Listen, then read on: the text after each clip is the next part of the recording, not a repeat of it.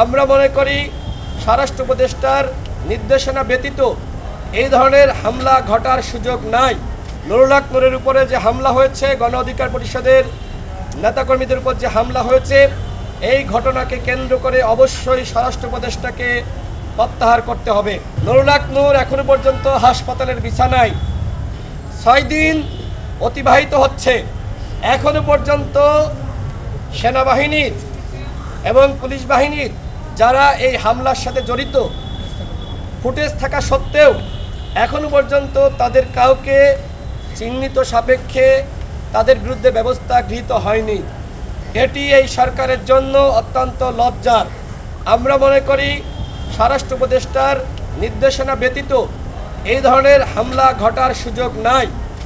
আর এই কারণে গণ অধিকার পরিষদ মনে করে নুরুল হক নূরের উপরে যে হামলা হয়েছে, গণ অধিকার পরিষদের নেতাকর্মীদের উপর যে হামলা হয়েছে, এই ঘটনাকে কেন্দ্র করে অবশ্যই স্বরাষ্ট্র উপদেষ্টাকে প্রত্যাহার করতে হবে।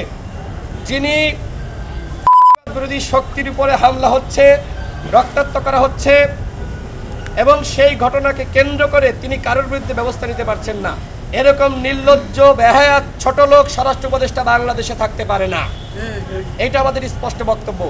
আমি আবারও সর্বশেষ বলছি, নুরুল হক নূর তিনি এখনো পর্যন্ত পরিপূর্ণ সুস্থ হননি।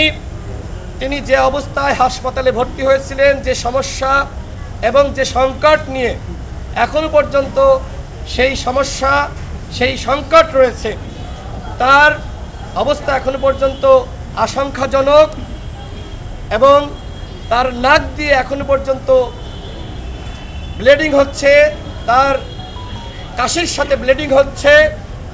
তিনি হাঁটতে গেলে, মানে যখন তিনি ওয়াশরুমে যাবেন, একা যেতে পারছেন না, তার মাথা ঘুরছে, তিনি পড়ে যাচ্ছেন। অর্থাৎ তার মস্তিষ্ক ঠিকমতো কাজ করছে না, তার ব্রেনে আঘাত করা হয়েছে। দেখে দেখে সেন্সিটিভ স্থানে সেনাবাহিনীর কতিপয় সদস্য এবং পুলিশের কতিপয় সদস্য নাকে আঘাত করেছে। নুরুল হক নূরের নাকটা পুরোপুরি বাঁকা হয়ে গেছে। আমি জাস্ট তাকে জিজ্ঞেস করছিলাম এখন কি অবস্থা, তিনি খুব আস্তে করে বললেন যে ভাই আমার নাকটা আপনি দেখেন পুরো বাঁকা হয়ে গেছে। তিনি হাঁ করতে পারছেন না। ডাক্তাররা তার দাঁতের অবস্থা দেখার জন্য আমার সামনেই বললেন আপনি একটু হাঁ করেন। নুরুল হক নূর হাঁ করতে পারলেন না।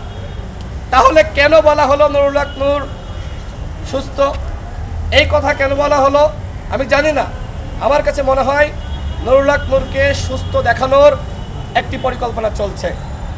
আমরা বলতে চাই এইসব পরিকল্পনা করে কোনো কাজ হবে না। নুরুল হক নূরকে হত্যা চেষ্টার উদ্দেশ্যে যে হামলা করা হয়েছে, এই হামলার বিচার হতে হবে, জাতীয় পার্টিকে নিষিদ্ধ করতে হবে এবং যারা এই ঘটনায় সম্পৃক্ত অবশ্যই তাদেরকে বিচারের আওতা আনতে হবে। আমি সর্বশেষ বলবো, আগামীকাল বিকাল 3টায় শাহবাগ জাদুঘরের সামনে বিরোধী শক্তির সংহতি সমাবেশ। আপনারা জানেন আমাদের কার্যালয়ে আমরা 22টি রাজনৈতিক দল, গণ অধিকার পরিষদ সহ 23টি রাজনৈতিক দল আমাদের কার্যালয়ে বৈঠক করেছিলাম। সেখানে সিদ্ধান্ত হয়েছে আওয়ামী লীগ, জাতীয় পার্টি 14 দল সহ যারা ফ্যাসিস্ট তাদের বিচার এবং একই সাথে নুরুল হক নূরের উপর যে হামলা হয়েছে, এই হামলায় যারা জড়িত তাদেরকে গ্রেপ্তার এবং নুরুল হক নূরকে উন্নত চিকিৎসা দেওয়ার জন্য 23টি রাজনৈতিক দল একমত হয়ে আমরা বৈঠক করেছি এবং সেই বৈঠকের অংশ হিসেবেই আগামী 5 সেপ্টেম্বর শুক্রবার বিকাল 3টায় শাহবাগ জাদুঘরের সামনে ফ্যাসিবাদ বিরোধী শক্তির সংহতি সমাবেশ।